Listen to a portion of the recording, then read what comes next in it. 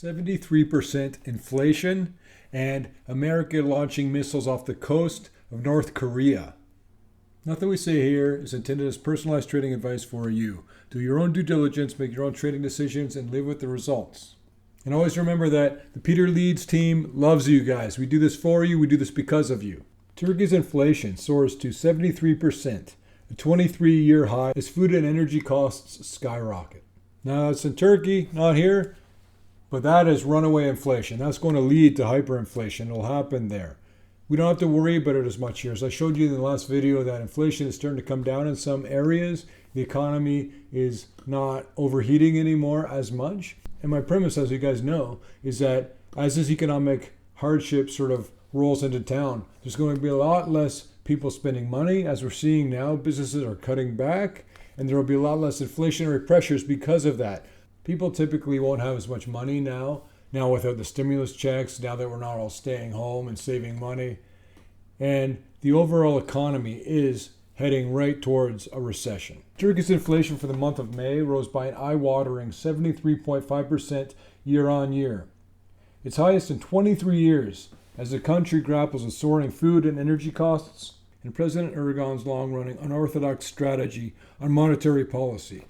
There's 84 million people in Turkey. And imagine what that must be like, where a year ago, the food costs half as much as it does now. People are already on the edge there. What happens when food prices double? You go into the restaurant or the grocery store, and the sticker price on that food is twice what it used to be a year ago. That is unsustainable. And most economists are expecting that this inflationary surge is going to continue in Turkey. Anyways, that's not the same case as you're going to see in America. Now, in this video, you're going to see a whole bunch of photos. I'm going to show you all the photos we received for the gold coin contest. And you don't have to do anything right now. We're not voting yet. I'm just going to show you all the photos. The point being, or the reason I'm doing that, is so that if you sent in a photo and you don't see your photo in this video, then we do not have your photo. So please follow up and figure out what's going on with that. These are all the entries that we've received. And I'll be in touch soon and tell you guys how to vote on which ones you like best. Now, this is an article from CNBC that I wanted to go through. And you probably saw it. It was on the main page for a while there. A paradigm shift has begun in the markets, says Morgan Stanley's Ted Pick. Here's what to expect. And I wanted to call out this article because I want to go through it and tell you a couple of things I highlighted that I felt are relevant. And I want you guys to understand the way that I see things. Global markets are at the beginning of a fundamental shift after a 15-year period defined by low interest rates and cheap corporate debt. Exactly. They've set us up in the situation. They've put us here because they made it too easy to borrow money, too easy to live off of debt, and that's why everybody's doing it. I said in the last video, people and corporations would rather just live off debt than figure out how to make money. In some cases. Not you. I'm not talking about you. The transition from the economic conditions that followed 2008 financial crisis and whatever comes next will take 12, 18, 24 months to unfold. Translation, he doesn't know. He's taking a guess. And if it doesn't work out, I'll go, well, here's why. That's what people do. But he goes on to say, out of the ashes of this transition period, a new business cycle will emerge. Oh, really? That's what happens always, again and again. What's the point of even saying that? What's the point of reading in an article? Of course that's what happens. That's what happens every time. I felt like he's playing it too safe with a lot of what he's saying. But anyways, Wall Street's top executives delivered dire warnings about the economy last week. Well, they're about a year late. Led by JP Morgan Chase CEO Jamie Dimon, who said that a hurricane is right out there down the road coming our way. The sentiment was echoed by Goldman Sachs' Peter John Waldron, who called the overlapping shocks to the system unprecedented. Exactly. I'm not saying it's different this time, but all these issues that are coming together right now, the numerous ones, inflation rates, debt loads, incoming recession, the things we've been going through for the last few years, war in Europe, all of these things are unprecedented shocks to the system. We are in uncharted waters. I'm not going to say it's different this time. I'm saying that we've never been here, so we don't know how it's going to turn out. Instead of just raising alarms, Pick, a 3-decade Morgan Stanley veteran who leads the firm's trading and banking division, gave some historical context. I just thought that was really interesting how the article goes from, even regional bank CEO Bill Dimchak said that he thought a recession was unavoidable. I just thought it was funny how the article and the main points goes from these overlapping shocks to the system are unprecedented. And in the next line, they're talking about, let's look at the historical precedents. We'll have these periods where it feels awfully fiery and other periods where it feels icy. And clients need to navigate around that, Pick said. He's talking about the fiery periods, he's talking about inflation, and then he's talking about the recessionary forces, and that's what he's calling ice. But when you get a quote like that, we'll have periods where it feels awfully fiery and other periods where it feels icy, and clients need to navigate around that. That is such a meaningless sentence. I don't know what's the point of saying that even. He's playing it too safe, and he goes on to say, for Wall Street banks, certain businesses will boom while others may idle. For years after the financial crisis, low or even negative interest rates have been the hallmark of the previous era, as well as measures to inject money into the system, including bond buying programs, collectively known as quantitative easing. The moves have penalized savers and encouraged rampant borrowing. Yes, that's exactly what they did, and that's what I've been telling you that it's going to happen. That's what happened. By draining risk from the global financial system for years, central banks forced investors to take more risk to earn yield. My recent video about the retirement crisis, that was the point I was telling you was the problem. They're expecting to make 6% a year again and again, and that's how they say, here's how we can pay out that certain amount. And what happens when you don't hit that kind of number? That's exactly what they're saying here. Central banks forced investors to take more risk to earn yield.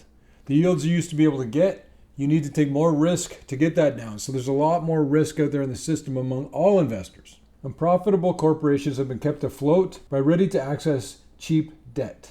Thousands of startups have bloomed in recent years with a money-burning growth at any cost mandate.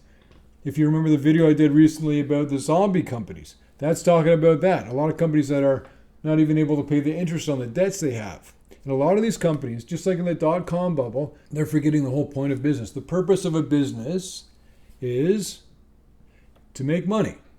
And so many times they have what they consider to be a really great idea, and so they throw all the laws of running a business out the window. They take on debt. A lot of companies are just trying to spend as much money as they can, but they're not making any money. That's what I talk about with the stock picks we make. You always look for the proof of concept. That's when you get into a company really early, but they've proven that they can make money. They've proven that they're doing what a business needs to do.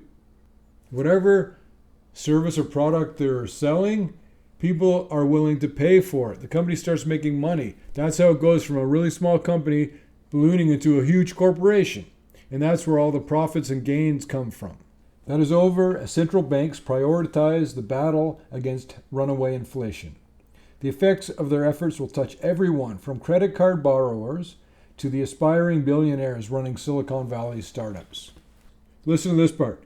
Venture capital investors have been instructing startups to preserve cash and aim for actual profitability. Great idea. And interest rates on many online savings accounts have edged closer to 1%. So there's no point in saving for 1%. 100 years from now, you wouldn't have even tripled your money. Some observers are worried about black swan type events in the plumbing of the financial system, including the bursting of what one hedge fund manager called the greatest credit bubble of human history. First of all, we do have the greatest credit bubble of human history, but also that's not going to be a black swan. Everybody's looking at it. Everybody knows it's happening. A black swan's going to take you by surprise. Nobody knows it's coming. That's the point of a black swan. Out of the ashes of this transition period, a new business cycle will emerge, Pick said. That's an example of if you're just reading the sentence and not really paying attention, you're like, oh, that sounds great. He knows what he's talking about. It's not even saying anything. A new business cycle always emerges out of every transition. This paradigm shift at some point will bring in a new cycle, he said. Oh, really? It's been so long since we've had to consider what a world is like with real interest rates and real cost of capital that will distinguish winning companies from losing companies, winning stocks from losing stocks. At the end of this article, I'm not trying to pick on the guy. He seems brilliant, seems like a nice guy. I'm reading this article, and at the end of it, I'm just like, thanks for wasting my time. All of this is just playing it safe, and it's things that everybody knows. Now check out this. South Korea and the U.S. responded to North Korea's launch of 8 missiles yesterday by firing 8 more missiles off the east coast of the Korean peninsula earlier today. 7 were fired by South Korea and 1 by the US, officials said.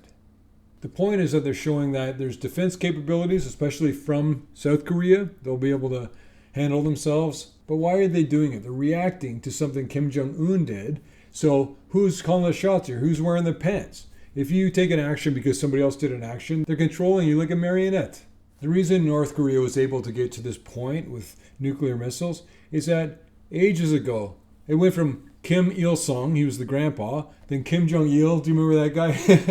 He only works in the 80s. He was a perfect guy for the 80s because that was a crazy time. Kim Jong-il, then Kim Jong-un is his son, and they had an excessive amount of mobile, medium-range artillery, trucks that they could just dump a whole bunch of bombs on South Korea or Japan, conventional weapons like that, and they had a lot of them. So it would be devastating anyways. And so no one wants to mess with North Korea. And then they had enough time to start getting better weapons. And they'll keep getting better weapons. But Kim Il-sung, Kim Jong-il, Kim Jong-un, they all are survivors. They're in a good situation. Their people aren't, but they're in a good situation. And they're not going to take ridiculous risks. They're not going to develop a nuclear ICBM and take out Los Angeles. Even though they say that they will, they're not going to do that. Russian President Vladimir Putin is warning that Moscow will strike new targets if the U.S. applies long-range missiles to Ukraine. When this war broke out and everyone thought it was going to be so quick, I was telling you it's going to be a quagmire. It's going to take years and years and years. This isn't going away anytime soon. But there's a chance that we're going to increasingly be dragged into this war. But Russia's not the problem in my eyes. They are horrible for the people of Ukraine. That's not what I'm saying. I'm saying the real problem, big problem, is China. And when they decide to make a move on Taiwan, that will be bringing us a lot closer to World War III.